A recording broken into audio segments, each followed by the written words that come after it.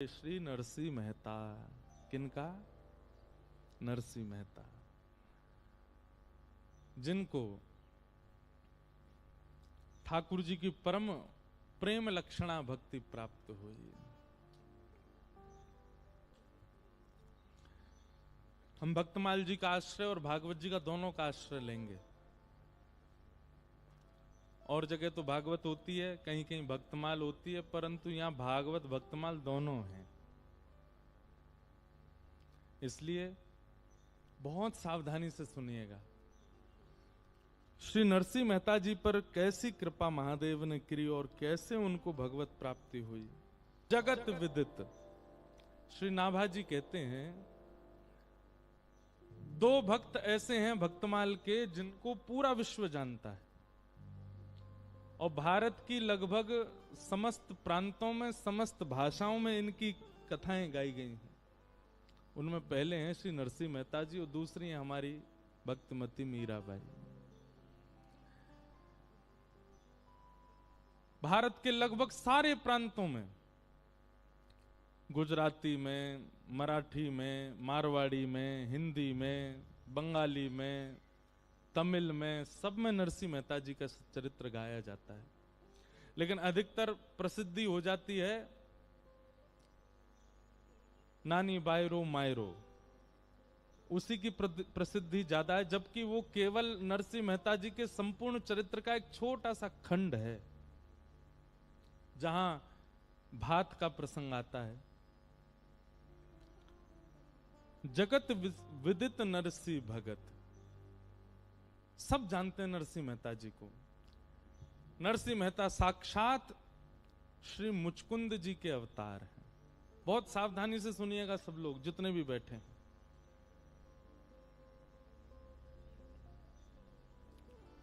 भागवत जी में कथा आती है कि एक मुचकुंद नाम के देव हुए और एक बार देवासुर संग्राम में उन्होंने देवताओं के पक्ष से अकेले ही दैत्यों से युद्ध किया और इस युद्ध में देवताओं को उन्होंने विजय प्राप्त कराई। जब देवताओं ने यह देखा तो प्रसन्न होकर के कहा, मुचकुंद कुछ मांगो, हम तुमसे बहुत प्रसन्न हैं, आपने हम देवताओं की रक्षा के लिए इतना इतना युद्ध किया, कुछ मांगिए वरदान, क्या चाहिए। सब देवता सामने खड़े थे और मुचकुंद वरदान मांगते हैं कि मुझे अखंड निद्रा प्राप्त हो,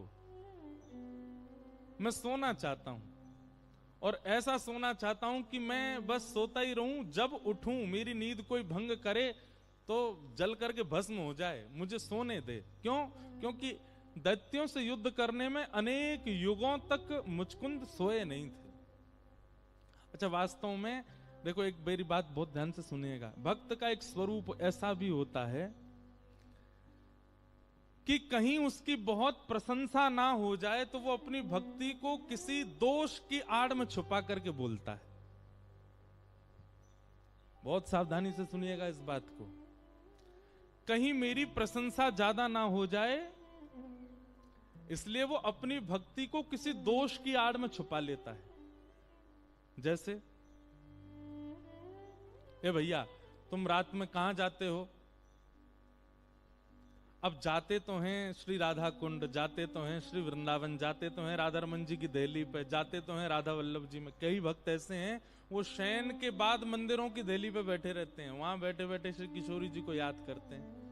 लेकिन कहीं हमारी ज्यादा प्रशंसा ना हो जाए तो क्या कह देंगे, अरे वो हमारे नगर में एक जगराता हो रहा है, कुछ लोग जो है नाच रहे हैं, गा रहे हैं, एक ब्याह हो रहा है, उसमें ब्याह में जा रहा हूं, थोड़ा माहौल देख के आऊंगा।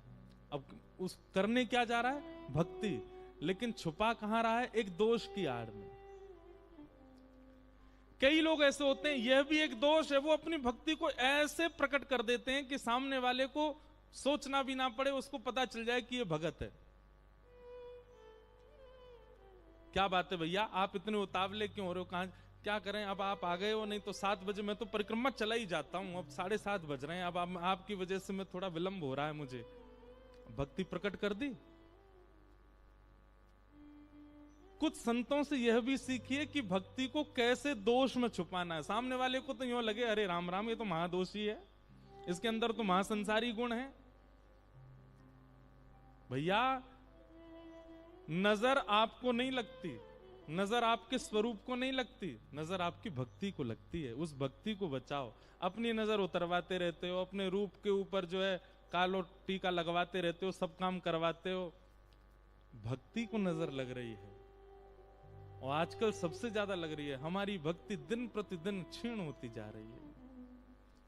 उसके लिए एक यह उपाय है, क्या कि अपनी भक्ति के साधन को एक दोष बता करके, सामने वाले को तो यूं बता दिया, कहां जा, हमें नींद आ रही बहुत जोर से, भैया थक गए, हम तो हार गए, बता रोम रोम दर्द, भैया तुम बैठो, तुम सबरे गप मारो, मैं तो सोवे जा रहा हूं। अरे भैया तो नींद ही आती रहे। सामने वाला आपको दोषी समझे, लेकिन आप कक्ष में जाकर के तुरंत स्नान ध्यान करके आसन लगा के बैठ गए। लेकिन ये होता नहीं है हमसे। हम जब कोई नियम करते हैं तो हमारे अंदर स्वभाव आ जाता है उसका प्रचार करने का। हम स्पष्ट कह देंगे, भैया देखो मेरे पास बैठने का समय नहीं, मैं जाऊंगा, मेरा भजन का समय हो गया। परंतु यदि भक्ति प्रगाढ़ जब हो जाती है तो आप उसमें दोष बता देते हो सामने वाले को। एक बहाना लगा करके अपनी भक्ति करने जाते हो। भैया देखो प्रेमी व्यक्ति जाएगा कि गए हो वहां जा रहे, हमारे टीम बोलते ने जा रहे हो, जा रहे हैं समोसा खावे, झूठ बोल दो। अपनी भक्ति को जितना हो सके उसमें सामने वाले को प्रकट मत करो कि आप क्या करते हैं भक्ति भाव में। परिक्रमा लगाने जा रहे हैं वृंदावन की, कह दो पिक्चर लगी है एक मथुरा में, देखने जा रहे हैं भाई। जब आप संसार के प्रेम भाव में, कोई सिखाता नहीं, वहां अपने आप झूठ बोलते हो, अपने आप, अपने झूठ नहीं, छुपाया जाता है प्रेम को, प्रेम को ढका जाता है। ठीक वैसे राधा रमन जी गए, बिहारी जी गए, वृंदावन परिक्रमा गए, कहीं कथा सुनने के लिए गए, सच बता सकते हैं, कोई दिक्कत नहीं है, लेकिन फिर भी वहां कुछ उल्टा ही बोल जाओ।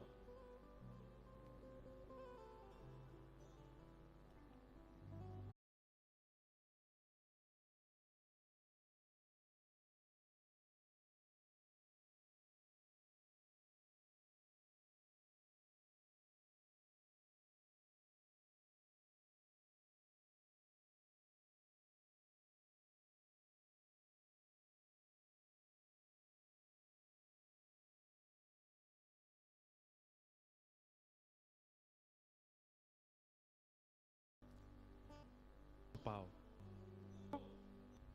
बात सुना रहे। हाँ, ये ऐसे बस याद रखना। हाँ, तो मुचकुंद ने क्या वरदान मांगा बताओ? इतने हजार लोगों में दो ही सुनने? नहीं नहीं, सुनो वो तो हमको हम आप लोगों से कह रहे हैं, जब हम पूछ रहे थे सबको बताना चाहिए था ना। हम तो कथा कहते कहते इधर उधर डोले आते हैं। तो मुचकुंद ने वरदान मांगा, और वरदान में क्या कहा कि मुझे अखंड निद्रा प्राप्त हो। तो ये सुनकर के सब देवता आपस में एक दूसरे को देखने लगे, बताओ निद्रा मांग रहा है। तो इंद्र आदि देवता सोचे बहुत दिनों तक इसने जो है जग करके युद्ध किया ना, इसलिए निद्रा मांग रहा है। लेकिन मुचकुंद जानते हैं मन में कि इन सबको तो यही लगे कि मैं सोवे जा रहा हूं, लेकिन वास्तव में मैं तो चिंतन करने जाऊंगा। नारद जी महाराज वहीं खड़े थे। नारद जी समझ गए कि ये मुचकुंद अखंड निद्रा नहीं मांग सकता। इसके सामने देवता खड़े हैं, ब्रह्मा खड़े हैं, इंद्र खड़े हैं, शिव खड़े हैं, सब खड़े हैं। इन सबसे ये चाहता तो कुछ भी मांग सकता था, निद्रा कौन मांगता भाई? भक्त ही समझ पाता है चोरी को। हमारे एक महाराज जी हैं, वो फ्लाइटों में घूमते रहते हैं। उनसे मैंने पूछी, मैंने महाराज जी एक बात बताओ, फ्लाइट में क्यों घूमते हो? तो पता क्या उत्तर दे? बोले परियों को देखने जाता हूं। फ्लाइट में जो फ्लाइट अटेंडेंट रहती है ना, उनको परी बोलते हैं वो। बोले परियों को देखने जाता हूं। अब सामान्य व्यक्ति होगा तो क्या सोचेगा? राम राम राम राम, बताओ ये परियों को देखने जाते हैं ऊपर। लेकिन यहां वो अपनी भक्ति छुपाते हैं। आपके मन में केवल इतना भाव प्रकट कर देते हैं कि वो परी देखने जा रहे, महाराज जी तो देखो फ्लाइट में देखने जा, नहीं, उनका कोई भक्ति स्वरूप है, वो उसको छुपा रहे हैं, आपसे कह रहे हैं कि परी देखने गए। एक बार मैं उनके साथ कहीं गया तो किन्हीं के घर पे गए थे, तो वहां बहन जो थी वो जल लेकर के आई, तो जैसे जल्दी, महाराज जी आप कुछ लेंगे? महाराज जी कहते हैं, बोले कुछ नहीं चाहिए, सब मिल गया। बोले महाराज जी आपने तो कुछ, नहीं नहीं तेरे चेहरे से नजर नहीं हटती, नजारे हम क्या देखें। अब सामने वाला बेचारा विचलित हो जाए उनके भाव से, अरे राम राम जी क्या कह रहे हैं, लेकिन उनका भाव हम समझ गए कि वो अपनी भक्ति को ऐसे दोष बता करके छुपाते। स्पष्ट मत कह दीजिए कि आपका नियम क्या है, आपका भाव क्या है। प्रेम में तो छुपाना प्रेम का स्वरूप है। मुचकुंद कहता है कि मुझे अखंड निद्रा प्राप्त हो। नारद जी महाराज समझ गए, बोले कि ये निद्रा के लिए नहीं, ये सब देवताओं के चित्त में दोष बुद्धि प्रकट करवा रहा अपने लिए और स्वयं जाकर के भजन करेगा। तब श्री नारद जी महाराज ने कहा, मुचकुंद हम जान गए तुम्हारे मन में भाव क्या है, अब एक काम कीजिए। बोले क्या? गुरु के बिना भजन में प्रवेश कहीं ना कहीं दोष हो जाता है। देखो, गुरु के बिना अगर आप करते हैं तो कोई दोष मतलब ऐसा नहीं है, लेकिन हाँ वही बात है ना कि बिना एक रक्षक के यदि किसी स्थान पर जाओगे तो वहां पर भय बना रहता है लुट जाने का या किसी और क्रिया का। इसलिए गुरु रूपी रक्षक संग में होना चाहिए। इसलिए जब भी आप नाम जप भी करते हैं ना, कई लोग कहते हैं नाम जप में हमारा मन नहीं लगता, पहले गुरु स्मरण करो, गुरुदेव के चरणारविंदों का स्मरण करके तब नाम जप में जाओ, आपका भजन पहले से अधिक बढ़ेगा। क्योंकि गुरु के संरक्षण में यदि जाओगे। और एक और बात हम आपसे निवेदन करें, आप चाहे गौड़िया वैष्णव संप्रदाय के यहाँ बैठे हैं, चाहे रामानंदी बैठे हैं, रामानुजी बैठे हैं, हरिवंशी बैठे हैं, हरिदासी बैठे हैं, सब लोग सुनिए, अपने गुरुदेव से लेकर के अपने गुरु के गुरु, गुरु के गुरु, ऐसे 8 गुरुओं का नाम तो आपको याद होना चाहिए। और नित्य नाम जप करने से पहले अपने अष्टाचार्यों का नाम याद करिए, या तो प्रारंभिक अष्टाचार्य या फिर आपके गुरु से पूर्व 8 आचार्यों का नाम स्मरण करके आप नाम जप में बैठिए। आप हमको याद करेंगे, आपका मन विचलित नहीं होगा। क्यों? क्योंकि वे 8 पहरेदार आपके भजन की रक्षा कर रहे हैं। इन नाम जप में क्यों मन भंग होता है, क्यों निद्रा आ जाती है, क्यों आप कहीं और चले जाते हो? क्यों? क्योंकि आप अकेले जा रहे हो और अकेले आप अपनी रक्षा नहीं कर सकते। सिक्योरिटी तो चाहिए, और सिक्योरिटी वही दे सकते हैं जो स्वयं पहलवान हो।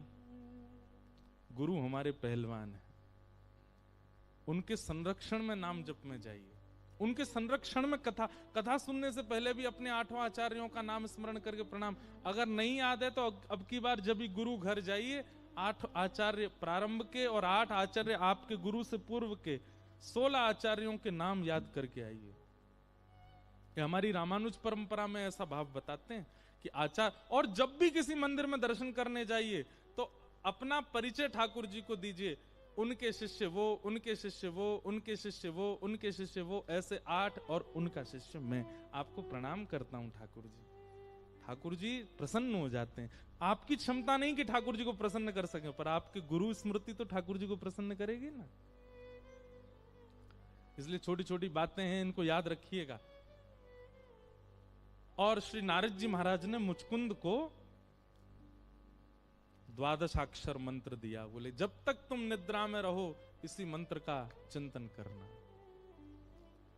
और श्री मुचकुंद जी महाराज हमारे वृंदावन से थोड़ी दूर पर धौलपुर है, वहीं मुचकुंद गुफा है, वहां जाकर के श्री मुचकुंद जी महाराज निद्रा में, सबके लिए तो निद्रा में चले गए, लेकिन वैसे भाव में चले गए, ठाकुर जी का स्मरण कर रहे हैं।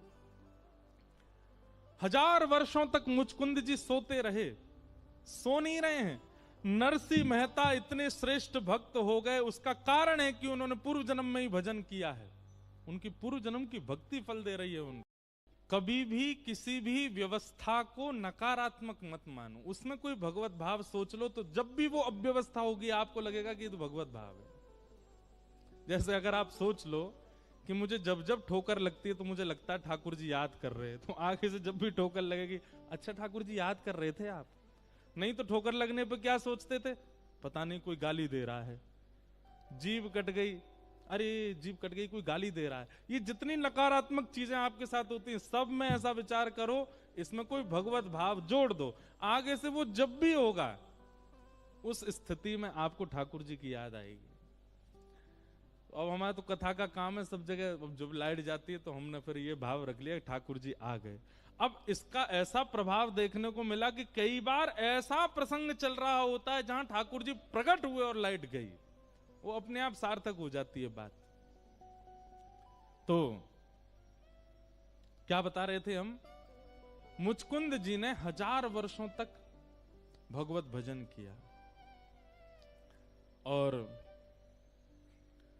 1000 वर्षों तक वहीं सोते रहे, आनंद करते रहे, ठाकुर जी का स्मरण करते रहे।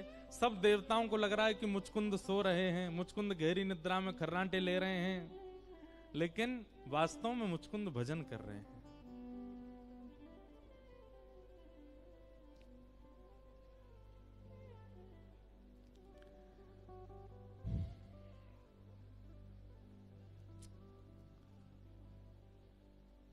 मथुरा पर जब भगवान ब्रज छोड़ के मथुरा आ गए तो मथुरा पर एक तरफ से तो जरासंध ने चढ़ाई की और दूसरी तरफ से काल यवन ने चढ़ाई की। भगवान 17 बार जरासंध को हरा चुके थे। अब की बार यवन देश का कोई यवन आया है युद्ध करने के लिए, उसको भी नारद जी ने भेजा था। काल यवन अपनी सेना लेकर के जैसे ही आया भगवान से युद्ध करने के लिए, तो ठाकुर जी उससे युद्ध करने के लिए अकेले ही गए, कोई और किसी को संग लेकर के नहीं गए। बहुत ध्यान से सुनिएगा। ठाकुर जी उससे युद्ध करने के लिए जैसे ही गए तो काल यवन तो पहले देख के आश्चर्यचकित हो गया, मैं इतनी सेना लेके आया, ये अकेला आ रहा है मुझसे लड़ने के लिए। ठाकुर जी अपने रथ पर बैठ करके गए अकेले और थोड़ी दूर पर जाके रथ रोक दिया, अकेले स्वयं नीचे उतरे और कहा कि हे काल यवन, मैं अकेला लड़ रहा हूं तो तुमको भी अकेला ही लड़ना है मुझसे, आ जाओ। काल यवन लड़ने के लिए आया। भगवान बोले मैंने अस्त्र शस्त्र नहीं रखे हाथ में तो तुम भी नहीं रखोगे, तुम भी छोड़ो। काल यवन ने भी अस्त्र शस्त्र छोड़ दिए, बोले मैं यहां युद्ध नहीं करूंगा, मेरे मन के स्थान पर युद्ध करूंगा। काल यवन गुस्सा में आ गया, बोले रुक तुझे बताता हूं अभी। ठाकुर जी आगे आगे दौड़ने लगे, पीछे काल यवन दौड़ रहा था। ठाकुर जी सीधे ले गए उसको मुचकुंद की गुफा में। मुचकुंद ने वरदान मांगा था, यदि मेरी कोई निद्रा भंग करे तो मैं उसको देखूं और जल के भस्म हो जाए। ठाकुर जी गए, तुरंत अपनी काली कमरी उतार करके सोते हुए मुचकुंद के ऊपर डाल दी। कितना बड़ा सौभाग्य। जा कारी कमरी के काजे पूरा ब्रजमंडल बाबरो रहो, वो पहली बार कौन को प्राप्त भाई, मुचकुंद को प्राप्त हुई। मुचकुंद के ऊपर ठाकुर जी ने उसको उड़ा दिया और स्वयं जाकर के छिप गए गुफा में। पीछे से काल यवन जैसे ही आया उसने आकर के देखा, ए छलिया माखन चोर, देख यहां कैसे काली कमरी में छुप करके ढक करके अपने आप को छिप गया है मुझसे, रुक मैं तुझे अभी बताता हूं। जैसे ही उसने मुचकुंद को जोर से हिलाया, तुरंत खड़ा हुआ, नेत्रों से अग्नि प्रकट हो गई और काल यवन जल करके भस्म हो गया। और जैसे ही काल यवन की मृत्यु हुई तभी उसको देखा, त्रिभंग लली श्याम सुंदर खड़े हैं दूर। नेत्र सजल हो गए, ठाकुर जी के चरणों में प्रणाम किया, भगवान ये मैंने क्या कर दिया, ये कौन था, इसकी मृत्यु। भगवान बोले तेरे द्वारा ही उसकी मृत्यु होनी थी, इसलिए योजना बनी, और मुझे तुझे दर्शन देना था इसलिए योजना बनी। मैं तुम्हारी भक्ति से, तुम्हारे भजन से बहुत प्रसन्न हूं, और सबसे ज्यादा प्रसन्नता मुझे इस बात की कि तुमने अपने भजन को छुपाया निद्रा कह करके।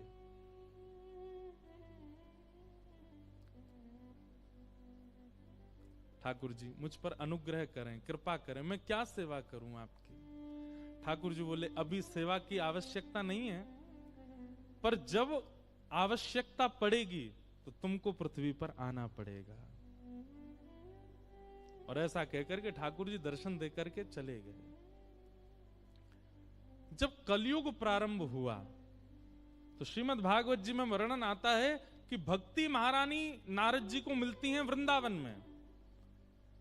और तब नारद जी ने भक्ति महारानी से पूछा तो भक्ति महारानी कहती हैं, उत्पन्ना द्रविड़ेशाहम वृद्धिम कर्णाटके गताम क्वचित क्वचिन महाराष्ट्रे गुरुजरे जीर्णताम गतः। मेरा जन्म कर्नाटक में हुआ, द्रविड़ देश में हुआ, कर्नाटक में पली बड़ी, महाराष्ट्र में थोड़ी बहुत युवा हुई, लेकिन गुजरात में जाके मैं जीर्ण हो गई। ये बात भक्ति महारानी ने नारद जी से कही। तब नारद जी ने मन में विचार किया कि गुजरात में भक्ति जीर्ण, यानी कि भक्ति, ये आज जिस गुजरात का दर्शन आप करते हैं ऐसा गुजरात पहले नहीं था। पहले गुजरात कैसा था सुनो। माला मुद्रा देख तासु की निंदा ठाने। गुजरात कैसा था? श्री नाभाजी कह रहे हैं, यदि किसी के गले में कंठी दिख जाती थी, यदि किसी के माथे पर उर्दपुंड दिख जाता था, यदि कोई वैष्णव दिख जाता था गुजरात में, तो गुजरात में एक संप्रदाय थी जिसका नाम था महास्मारत। महास्मारत लोग भक्ति लौल से न जाने। महास्मारत, ये महास्मारत कैसे होते हैं? ये केवल यज्ञ करते हैं, केवल चमत्कार पर इनका विश्वास रहता है, और केवल बलि दे करके कैसे भी देवताओं को प्रसन्न करना है अपने काम बनवाने के लिए, इन लोगों को महास्मारत कहते हैं। ऐसे महास्मारतों की इतनी संख्या थी गुजरात में कि वो कहीं तिलकधारी, कंठीधारी, वैष्णव वेशधारियों को दिखते थे तो इतनी निंदा करते थे, इतनी निंदा करते थे कि वो गुजरात छोड़ के जब तक चला ना जाए तब तक निंदा करते थे। मैं जब ये भाव पढ़ रहा था ना, तब मेरे मन में आया, तब तो अकेला एक गुजरात था, आज तो भारत के कई प्रांत ऐसे हो गए। ना जाने कितने नरसिंह मेहताओं को उत्पन्न होना पड़ेगा। इसलिए हमारी प्रार्थना है,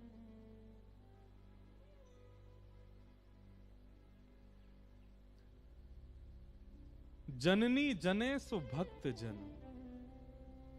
यहां जितनी भी माताएं बैठी हैं, कभी अगर भविष्य में आपके गर्भ से कोई बालक जन्म हो ना, तो मन में कभी ये विचार मत करना बहुत बड़ा बिजनेसमैन हो, ये बहुत बड़ा कोई राजा हो, या कोई बहुत बड़ा धनवान हो। एक ही बात सोचना 9 महीने तक, ये जो भी हो भक्त हो और नरसिंह जैसा हो। हम बहुत बड़ी बात नहीं कह रहे हैं, पर आज पंजाब को भी आवश्यकता है नरसिंह मेहता की, हमारे उत्तर प्रदेश को भी आवश्यकता है नरसिंह मेहता की।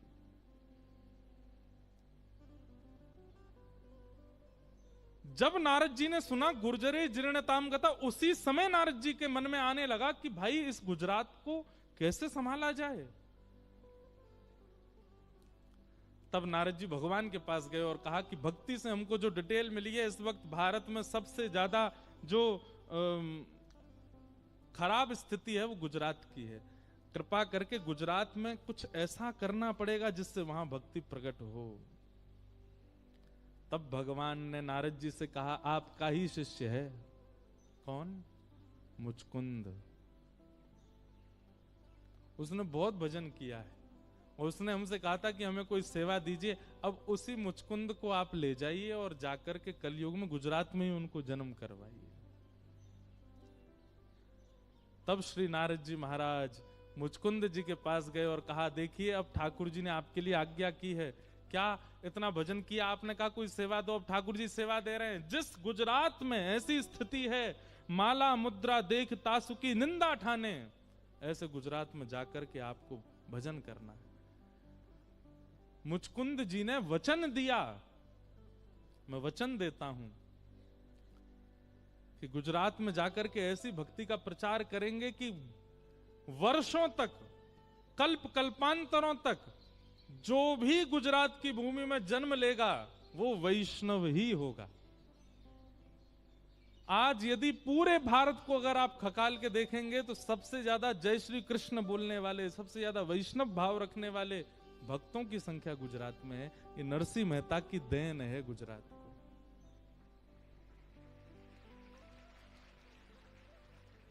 हम तो भैया प्रार्थना करेंगे कि एक नरसिंह पंजाब में भी हो।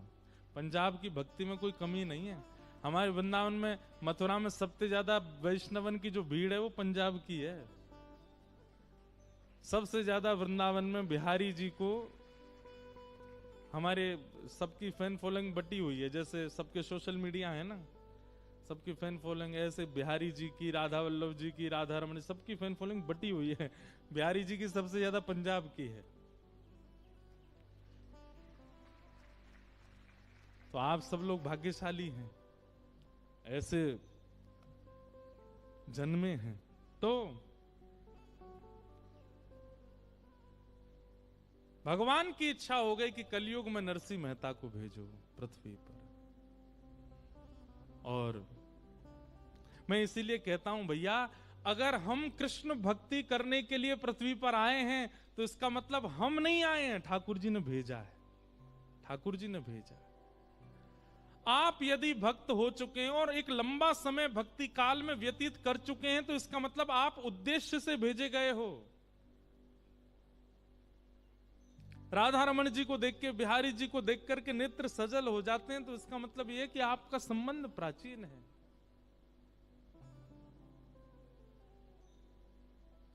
कई जन्मों से बुला रहे हो, कोई तो नाता जरूर होगा। नजरों से नजरें मिला न पाऊं, मेरी नजर का कसूर होगा। तुम ही तो मेरे माता पिता हो, तुम ही तो मेरे बंधु सखा हो। कितने रिश्ते तुम संग मेरे, कोई तो रिश्ता जरूर होगा। हम कुछ तो हैं ठाकुर जी के। और एक बात बोलूं, तुम मानो चाहे मत मानो, पर मुझे तो भरोसा है, मुझे तो विश्वास है कि हम पूर्व में ठाकुर जी के कुछ तो रहे होंगे। कछु नहीं तो श्याम सुंदर जब चल के गए होंगे तो उनके पामन के नीचे एक चेंटाई बन के आके मर गो होंगे, तभी या जन्म में कथा वक्ता बन के आए गए। हमारी पूनम दीदी पूर्व जन्म की कछु तो हैं, ये मक्खी होंगी जरूर है। और बिन बनाती भाई काऊ दिना ठाकुर जी खीर पे जाके बैठ गई होंगी। सो ठाकुर जी ने कही बड़ो रस चाख रही है, चल जा कलयुग में जाके खूब रस प्रवाह करियो। तो अब हम अपने आप को ऐसे तो कह नहीं सकते कि हम सूरदास रहे होंगे, हम कुंभन दास रहे होंगे, मक्खी चेंटी बोल सकें। कुछ तो हैं, हमने देखा तो है उनको। तो भगवान की आज्ञा से गुजरात में भक्त नरसिंह का प्रादुर्भाव हुआ। बोलो भक्त वत्सल भगवान की। नरसिंह मेहता जी का जन्म हुआ। अब देखो, बहुत ध्यान से सुनना, जो लोग भक्ति के पथिक हैं, जो भक्ति मार्ग में चलते हैं, भक्ति मार्ग आसान नहीं है, कठिन तो है। नरसिंह मेहता जी का चरित्र सुनो। हम पूरा चरित्र नहीं कहेंगे, वहां तक कहेंगे जहां तक महादेव की कृपा हुई। और महादेव की कृपा के बाद अगर अच्छा लगेगा तो फिर कल सुनाएंगे उससे आगे। पर मूलतः महादेव की कृपा कहां तक होती है वो प्रसंग हम सुनाएंगे। नरसिंह मेहता जी की माता जी श्री लक्ष्मी गौरी मेहता, और उनके पिताजी का नाम कृष्ण दामोदर दास मेहता। इनकी दो संतान थी। नरसिंह मेहता जी के एक बड़े भैया हैं, बड़े भैया का नाम था वंशीधर मेहता।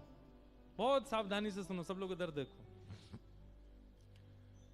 नरसिंह मेहता जी अपने बड़े भैया से इतने छोटे हैं कि जब नरसिंह मेहता जी का जन्म हुआ तब इनके भैया ब्याहे ठ्याए थे। इनके भैया का ब्याह हो चुका था, मतलब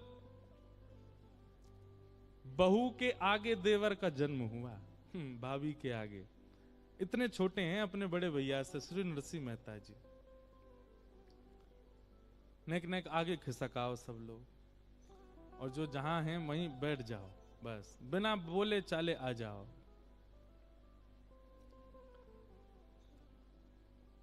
तो नरसिंह मेहता जी बहुत छोटे थे, लेकिन जन्म से ही इतने रूपवान, इतने गुणवान, इतने शीलवान कि इनको कोई देखे तो देखता ही रह जाए।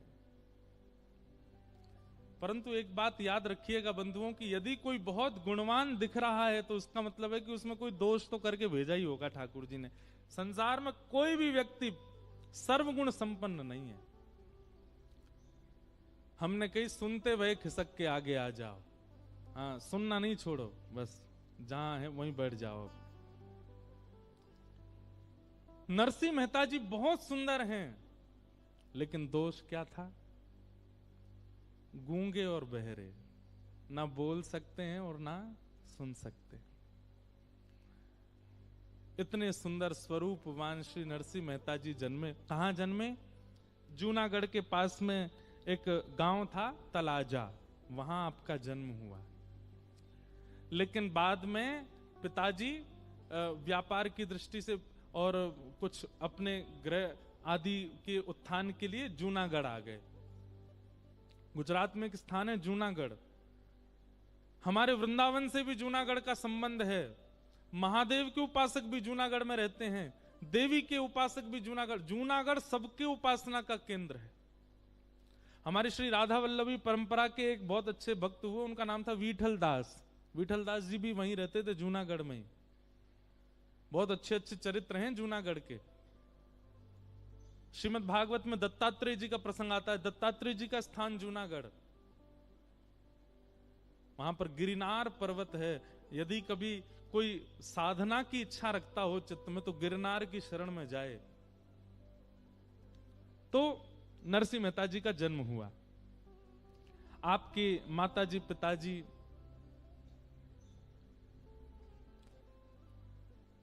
दोनों खूब प्रसन्न थे, लेकिन ठाकुर जी की इच्छा कुछ और ही थी। 5 वर्ष के थे केवल श्री नरसिंह मेहता जी, और तभी उनके माता पिता दोनों भगवत धाम प्रस्थान कर गए। चिंता तो रहती थी कि बालक बोलता नहीं है, और अधिकतर ऐसा होता है कि जिसको बोलना नहीं आता वो सुनता भी नहीं है। तो नरसिंह मेहता जी ना सुन पाते थे ना बोल पाते थे, माता पिता दोनों चले गए। ऐसी स्थिति में नरसिंह मेहता, एक बात याद रखिएगा बंधुओं, परीक्षाएं बहुत होती हैं। ठाकुर जी के पथ पर यदि आप चल रहे हो और आपकी परीक्षा नहीं हो रही है तो इसका मतलब है कि आप क्लासरूम से बाहर बैठे हो। क्लास में बैठोगे, टीचर की दृष्टि पड़ेगी तो फिर आपसे कुछ भी पूछा जा सकता है। ठाकुर जी की जीवन रूपी परीक्षा में यदि आप बैठे हो तो आपसे हर दिन एक प्रश्न किया जाएगा। प्रश्न मतलब आपकी परीक्षा ली जाएगी। और यदि आपकी कोई परीक्षा नहीं होती है तो इसका मतलब है कि आप बंक मार के बैठे हो बाहर, ठाकुर जी की दृष्टि पड़ नहीं रही है आपके ऊपर। छोटे से नरसिंह मेहता ना बोलना जानते हैं ना सुनते हैं, माता पिता भी बाल अवस्था में छोड़ के चले गए। भैया थानेदार थे, भाभी बहुत कर्कश स्वभाव की थी, छोटे से नरसिंह मेहता थे। तो माता पिता चले गए तो दादी के साथ, जय कुंवरी बाई उनकी दादी का नाम, उनके पास श्री नरसिंह मेहता रहते थे। और उनकी दादी इतनी धार्मिक थी, इतनी भजनानंदी थी, सत्संग में जाना, कीर्तन में जाना, कथाओं में जाना। लेकिन सत्संग कथा सब कुछ करने के बाद जो कथा सुना रहे होते थे उनके चरणों में नरसिंह मेहता को पधराती और कहती कुछ कृपा करो। रूप दिया ठाकुर जी ने, स्वरूप दिया, छरेरा स्वरूप दिया, सब कुछ दिया। माता पिता छीन लिए इसके, मेरे पास रहता है, लेकिन आप कुछ कृपा करो, कम से कम बोलने तो लग जाए। ये बोलता भी नहीं, सुनता भी नहीं। मेरी चिंता केवल इतनी है कि कल को अगर भूख भी लगेगी तो किससे मांगेगा? ये बोल भी नहीं पाएगा कि मुझे भूख लगी है। सब संतों के पास ले जाती, ले जाकर के नरसिंह मेहता को प्रणाम करती और उनसे रोते हुए यही निवेदन करती कि आप कृपा करो। सब संत कहते हैं हाँ होगा, ठीक हो जाएगा, ठीक हो जाएगा। तभी एक शिवालय था जूनागढ़ में। बहुत सावधानी से सुनो, इधर वाले थोड़ा ध्यान ज्यादा रखना, हमारी दृष्टि यहां बहुत कम पड़ेगी। हाँ, तो इसलिए आप लोग हम पर दृष्टि रखना है, कृपा दृष्टि बनाए रखना। हम सामने वाले ने देख रहे हैं, आप हमें देखो। अब यहाँ इधर वाले तो इधर उधर देखते हैं तो हम टोक देते हैं, यहाँ वालों कैसे टोकें? तो एक अद्भुत महात्मा आए, शिवालय पर आकर के बैठे, ना खाते हैं ना पीते हैं, केवल भजन करते रहते हैं, केवल अवधूत भेष उनका। और महाराज उनके दर्शन के लिए लाखों लोगों की कतार लग जाती। वो किसी से मिलते नहीं थे, एकांत में बैठे रहते, लोग बाहर से दर्शन करके चले जाते। नरसिंह मेहता की दादी छोटे से नरसिंह को लिए गोद में पहुंच गई, वहां पे लाइन में खड़ी रही दिन भर। जब समय आया तो बाबा ने किधर दृष्टि देखो, ने किधर दृष्टि डालो। अरे आप दुनिया को मत देखो, किसी का काम नहीं बना, मेरा काम आप बना दो बस। मेरा बालक है छोटा सा, मेरी आयु का पता नहीं कब चली जाऊं, इसके माता पिता है नहीं, ऐसा रूपवान स्वरूपवान भेजा है, कम से कम इतनी तो आप कृपा कर दो, ये बोलने लग जाए। पता नहीं क्यों उन महात्मा के नेत्र खुले, और जैसे ही उन्होंने नरसिंह मेहता को देखा, मंद मंद मुस्कुरा रहे अपनी दादी की गोद में, तुरंत उस बालक को भीतर बुलाया और दादी लेकर के, जय कुंवरी बाई नरसिंह मेहता को लेकर के भीतर गई। और भीतर जाकर के जैसे ही नरसिंह मेहता के रूप से घुंघराले केश हैं, कटाक्ष ठाकुर जी जैसे नेत्र हैं। ठाकुर जी जब अपने वैष्णव भक्त को भेजते हैं, अपनों जैसे ही बनाते हैं कई बार, और कई बार अगर ठाकुर जी को वैष्णव ठाकुर जी जैसा नहीं दिखे तो ये समझिए वहां को हृदय ठाकुर जी जैसा है। कई लोग होते हैं सुंदर नहीं है लेकिन फिर भी बहुत भक्त हैं, तो इसका मतलब हृदय ठाकुर जी जैसा है। नरसिंह मेहता के रूप को देख करके और उनके सौम्यता को देख करके वो महात्मा बड़े प्रसन्न हो गए। सिर पर हाथ फेरते हुए बोले, बोलो बेटा राधे कृष्ण। 3 बार बोले, बोलो बेटा राधे कृष्ण राधे कृष्ण राधे कृष्ण। और 3 बार राधे कृष्ण जैसे ही सुना, चौथी बार नन्हे से नरसिंह मेहता 5-6 वर्ष की आयु में पहली बार बोल पड़े राधे कृष्ण। अब बताऊं भेद क्या था? नरसिंह मेहता गूंगे नहीं थे, लेकिन संसार कहीं मुझे अपनी माया में घेर ना ले इसलिए जानबूझ करके बोल नहीं रहे थे। ठीक ऐसा ही चरित्र श्रीमद् भागवत में आया है जड़ भरत जी का। उनका नाम जड़ भरत इसलिए पड़ा क्योंकि वो जान मूर करके जड़ बने थे। एक चौपाई नहीं है कोई, वैसे ही किसी संत का हमने सुना था, लेकिन लिखने योग्य और याद करने योग्य बात है। जो अपनों सुख चाहे हो तो मूर्ख बन के रहो। क्या? अपना सुख चाहते हो तो मूर्ख बन के रहो। आप जितने ज्यादा प्रबुद्ध बन करके रहोगे उतनी ज्यादा संसार आपको परेशान करेगा। चाय पीने की अरे हम बना के लाते हैं बढ़िया हैं, इलायची महाराज और क्या बोलते हैं उसको, अदरक ले, काली मिर्च ले, बढ़िया बना दी तो रोज तुम ही खोजे जाओगे। कहां हो? जल्दी आओ, बाइक पे बैठ के चाय बना जाओ हमारे लिए। लेकिन पहली बार में ही चाय ऐसी बना के पिला दी कि महाराज नरक की याद आ गई। अगली बार कहोगे चाय बनाओ, भाई तू बैठो ही रहे, तू मत बना। लेकिन ये जानबूझ के नहीं करना है। भजन के लिए अगर ऐसा करना पड़े संसारियों के सामने तो ये बहुत अच्छा है भाई। अगर हमने ज्यादा अपनी प्रबुद्धता दिखा दी तो ये सबरे तो हमको लगा देंगे संसार में। इसलिए नरसिंह मेहता वो गूंगे नहीं थे। वो महात्मा पहचान गए कि ये बालक गूंगा नहीं है, ये तो कोई पूर्व जन्म का साधक है। कहीं संसार मुझे ना बोलने में लगा दे, संसार मुझे अपना ना बना ले, इसलिए जन्म से ही करके बैठा है कि मैं बोलूंगा नहीं। अब तो महाराज राधे कृष्ण उनसे क्या बुलवाया, राधे कृष्ण राधे कृष्ण। कहां तो 5 वर्ष तक बोले नहीं, और अब बोलना शुरू किया तो अब शांत हुए नहीं। अब तो चलते हैं तो राधे कृष्ण, बैठते हैं तो राधे कृष्ण, रोते हैं तो राधे कृष्ण, भूख लगती है तो राधे कृष्ण, प्यास लगती है तो राधे कृष्ण। 24 घंटा उठते बैठते चलते फिरते। अब तो उनको शांत करना पड़ता है। अरे नरसिंह थोड़ा शांत है जा। शांत भी होते हैं तो जैसे मक्खी बिन बनाती है ना, ऐसे राधे कृष्ण राधे बोलते ही रहते हैं। कहां तो बोले नहीं, और बोले तो केवल भगवत कथा, भगवत चिंतन। ऐसे श्री नरसिंह मेहता। दादी बड़ी प्रसन्न है अब, लेकिन नरसिंह मेहता भी ऐसे भूख लगती है तो ऐसे राधे कृष्ण राधे कृष्ण, भूख मांगते तो हैं भोजन पर, राधे कृष्ण कह के ही मांगते हैं। लेकिन ठाकुर जी जब तरासने पर आते हैं तो एक आध बार में ठाकुर जी का मन नहीं भरता है। कुछ दिन बाद दादी भी चल बसी, माता पिता भी चले गए, दादी भी चली गई, अकेले नरसिंह रह गए। छोटे से नरसिंह मेहता, भाई तो थानेदार हैं, पूरे दिन काम पे रहते हैं, अकेली भाभी हैं घर पे। और भाभी बड़ी उग्र स्वभाव की, बड़ी विचित्र स्वभाव की थी।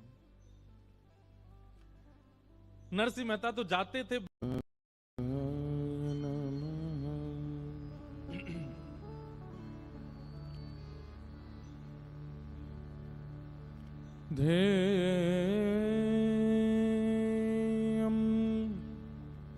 सदा। तुरंत उस बालक को भीतर बुलाया और दादी लेकर के, जय कुंवरी बाई नरसिंह मेहता को लेकर के भीतर गई। और भीतर जाकर के जैसे ही नरसिंह मेहता के रूप से घुंघराले केश हैं, कटाक्ष ठाकुर जी जैसे नेत्र हैं। ठाकुर जी जब अपने वैष्णव भक्त को भेजते हैं अपनों जैसो ही बनाते हैं कई बार। और कई बार अगर ठाकुर जी को वैष्णव ठाकुर जी जैसो नहीं दिखे तो ये समझिए वहां को हृदय ठाकुर जी जैसो है। कई लोग होते हैं सुंदर नहीं है लेकिन फिर भी बहुत भक्त हैं, तो इसका मतलब हृदय ठाकुर जी जैसा है।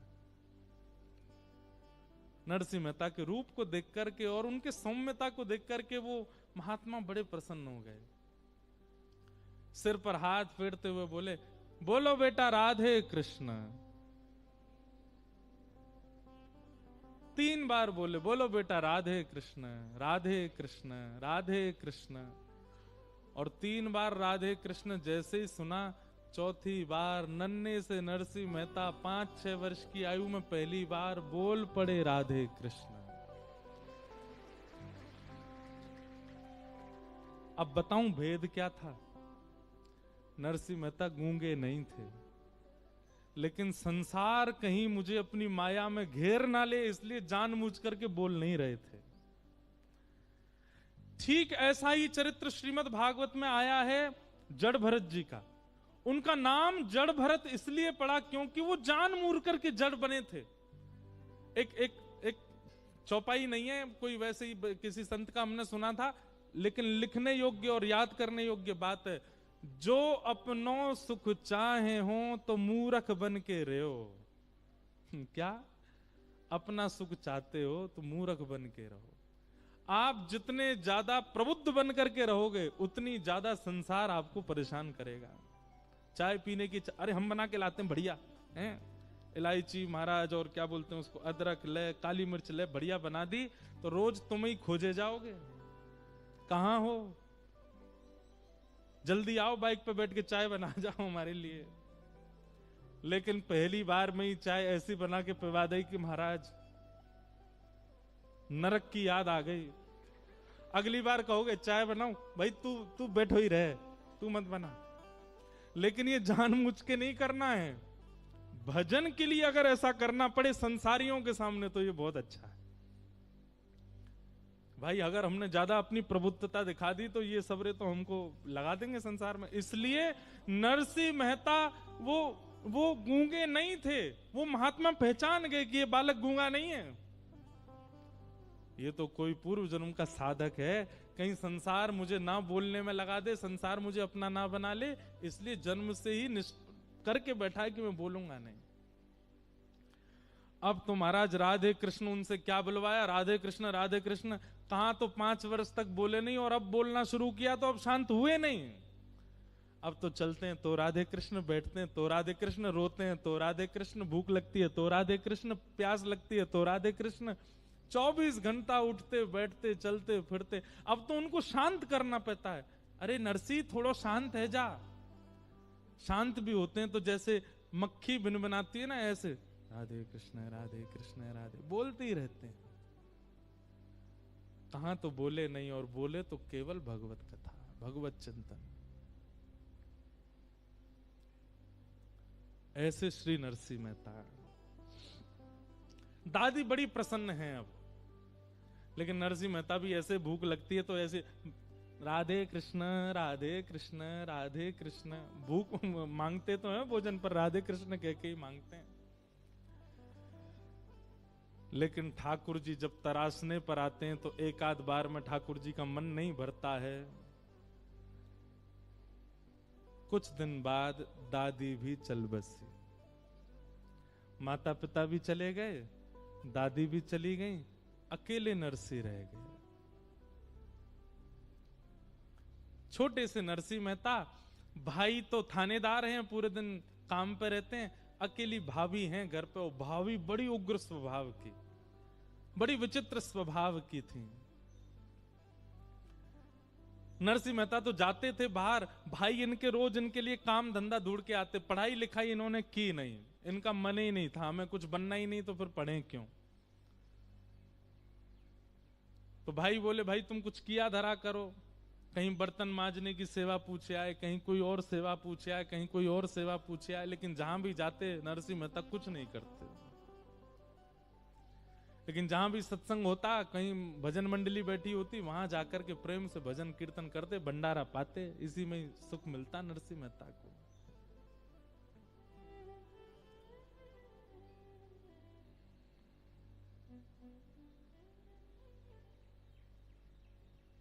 एक दिन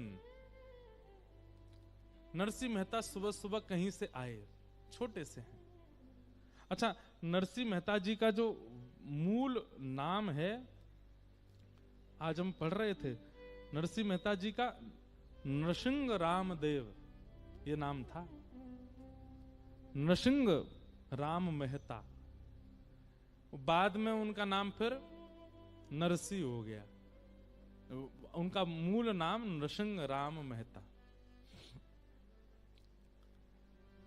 आज आए और आकर के केवल राधे कृष्ण बोलते हुए आए, लेकिन अब भाभी तो राधे कृष्ण वाली भाषा जानती नहीं, तो उनके आगे थोड़ा बोलते, भाभी माँ मुझे बहुत जोर की प्यास लगी है, गला सूख रहा है, थोड़ा सा जल दे दीजिए।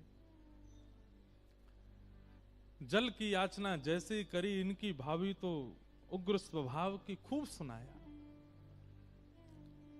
बोले तुझे शर्म नहीं आती, तू जल मांग रहा है? तेरे भैया रात दिन मेहनत करते हैं, खून पसीना एक करते हैं, उसके बाद थोड़ा समय मिलता 2 रोटी खाने के लिए यहाँ आते हैं, तू कुछ नहीं करता, पूरे दिन पड़ा रहता है। इतने काम धंधे तेरे चालू करवाए, उनमें भी तू कुछ नहीं कर पाया, 1 रुपया कमा के घर नहीं लाता, घर के किसी भी कार्य में हाथ नहीं बटाता, पूरे दिन पड़ा रहता, पड़ा पड़ा जो है मोटा हो रहा है, और आज मुझसे जल मांग रहा है। तेरे जैसे देवर को अगर मुझे छूट मिल जाए तो जल नहीं विष पिलाना चाहिए। एकमात्र, अब देखो ठाकुर जी की लीला, भाई छोड़या बंधु छोड़या, छोड़या जग सोई, साधुअन संग बैठ। सबकी कथा सुन लीजिए, सारे भक्तन के सबसे पहले संसार ही छुड़वाए ठाकुर जी ने। इसलिए भैया जाकू संसार तो बहुत मोह हो ना, ठाकुर जी तने दूर ही रही हो। इसका मतलब ये नहीं है कि नरसिंह मेहता की तरह सब भगवत धाम चले जाएंगे, पर आपका ममत्व कम हो जाएगा। ऐसो दुख दी जो ही माही, हमारे हरिवंश परंपरा के श्री भोरी सखी कहती हैं, बस्ती छोड़ एकांत बिठावो, बातन सो घबराही, ऐसो दुख दी जो ही माही। संसार को ये दुख लगता है, परंतु भक्त को बहुत अच्छा लगता है, उसको सबसे दूर कर देते हैं ठाकुर जी। आज भाभी ने रोष करके, चिल्ला करके, डांट करके, निकल जा घर से बाहर, करता धरता कुछ है नहीं, पानी मांग रहा है मुझसे। बंधुओं, नरसिंह मेहता ने ना एक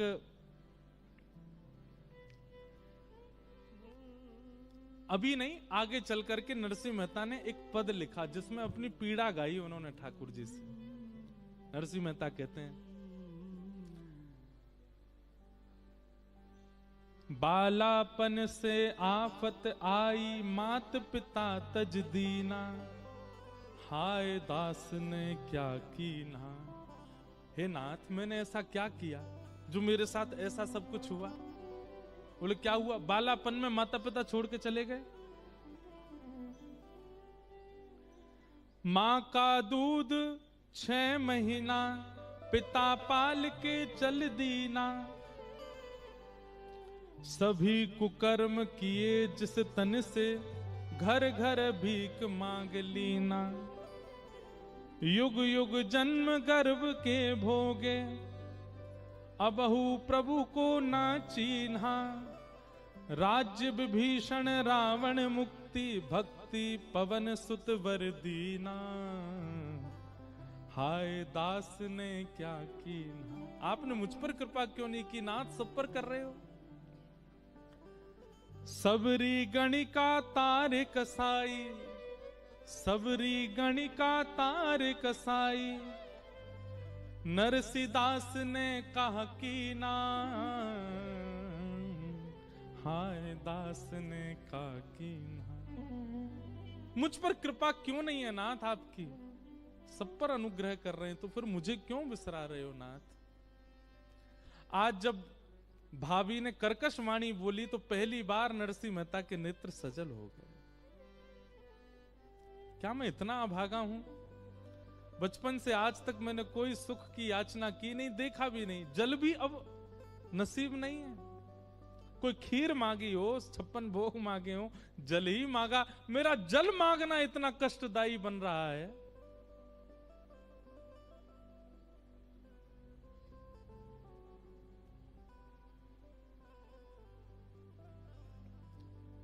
क्या वह स्वभाव पहला,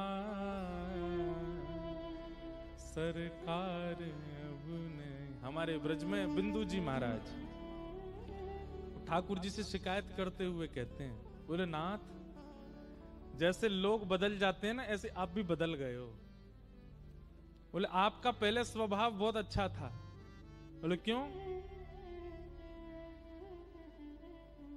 गजेंद्र को तार दिया आपने जो मानव नहीं था, मीराबाई को तार दिया आपने जो वेद शास्त्रों के श्लोक नहीं जानती थी, कबीरदास को तार दिया आपने जो ऐसे श्रेष्ठ कुल में भी नहीं जन्मे थे, रैदास को तार दिया आपने। हम में कौन सी कमी रह गई? हमको क्यों नहीं तारते हो नाथ? तब श्री बिंदु जी महाराज ये ठाकुर जी से शिकायत करते हुए गाते हैं। बहुत सुंदर भाव है, गाइएगा मेरे साथ। मानो नरसिंह मेहता भी आज ठाकुर जी से कह रहे हैं, नाथ मुंह में कहा कमी रह गई? 6 वर्ष के बालक की इतनी परीक्षा। एक बात कह दें फिर गाएंगे, भक्ति इज इक्वल टू परीक्षा। अगर परीक्षा जीवन में नहीं है तो आप अपने आप को भक्ति मार्गी मत कहिए। बहुत परीक्षाएं आती हैं, न तन का सुख रहेगा, ना मन का सुख रहेगा, ना बुद्धि का सुख रहेगा, ना पारिवारिक सुख रहेगा। सारे संसार को दिखने वाले सुख नहीं रहेंगे, लेकिन फिर भी आप प्रसन्न रहोगे। ये भक्ति है। घर का प्राणी कहा ना माने, मन मन खुशी मनाओ। कोई भी आपके अनुकूल नहीं रहेगा, लेकिन फिर भी आप खुश रहोगे। यही तो बात है। लंग्स काम नहीं कर रहे, ऑक्सीजन नहीं आती है, बुद्धि आधी पैरालाइज हो गए हो, किडनी फेल हो गई है, हाथ पांव चलते नहीं है, लेकिन फिर भी प्रसन्न रहोगे। पत्नी अनुकूल नहीं है, बच्चे सुनते नहीं है, परिवार के सब लोग निंदा करते हैं, लेकिन फिर भी प्रसन्न रहोगे। ये भक्ति का स्वरूप है। देह को मिलने वाला सुख नहीं मिलेगा, लेकिन फिर भी प्रसन्न रहोगे। लेकिन हम फिर भी शिकायत करेंगे। नरसिंह मेहता की परीक्षाएं विश्राम नहीं हुई। घर से निकाल दिया भाभी ने, अब कहां जाएं? अच्छा, एक वर्णन आता है नरसिंह मेहता जी के चरित्र में कि भक्त को तो व्याकुल होना नहीं चाहिए ऐसी स्थिति से, पर एक क्षण के लिए थोड़े व्याकुल हुए नरसिंह। क्यों? कभी अकेले गए नहीं कहीं, और छोटी सी अवस्था, 6 वर्ष के 7 वर्ष की आयु अभी। एक क्षण के लिए व्याकुल हुए, लेकिन दूसरे क्षण तुरंत संभाल लिया स्वयं को। और कई कथा में सुना था कि निराश्रितों के आश्रय केवल महादेव हैं। जिनका कोई नहीं, जिनका कोई आश्रय नहीं, उनके महादेव। वो आशीश्वर हैं, सब पर आशीष बनाते हैं, सबको अपना आश्रय देते हैं। कहीं कथा में सुना था नरसिंह मेहता ने कि भूत प्रेत जिनको सब लोग भगा देते हैं, उनको भी नरसिंह मेहता, उनको भी महादेव अपने पास रखते हैं। नरसिंह मेहता बोले, स्थिति तो मेरी भी यही है कि भाभी भगा रही है घर से, मैं भी चलूं।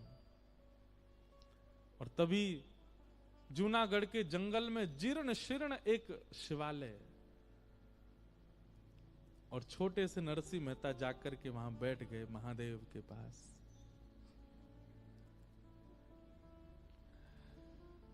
महादेव ने मन में विचार, नरसिंह मेहता ने मन में विचार किया कि प्राण त्यागना, आत्मदाह करना, ये एक वैष्णव का लक्षण नहीं है।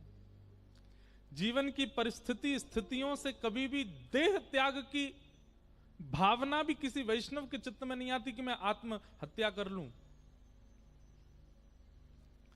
लेकिन स्थिति पूरी बन चुकी है नरसिंह मेहता की। नरसिंह मेहता बोले, मैं देह त्याग तो नहीं करूंगा, पर अनशन व्रत करूंगा। और महादेव के सामने बैठ गए। जल तो है नहीं, दूध तो है नहीं पास, अश्रु जल गिरते जा रहे हैं, और वही अश्रु जल ही महादेव पर गिर रहे हैं। 7 दिन 7 रात्रियों के लिए श्री नरसिंह मेहता नेत्र बंद करके केवल विरह भाव में चले गए। हमारे शास्त्रों में महादेव के लिए एक बात कही जाती है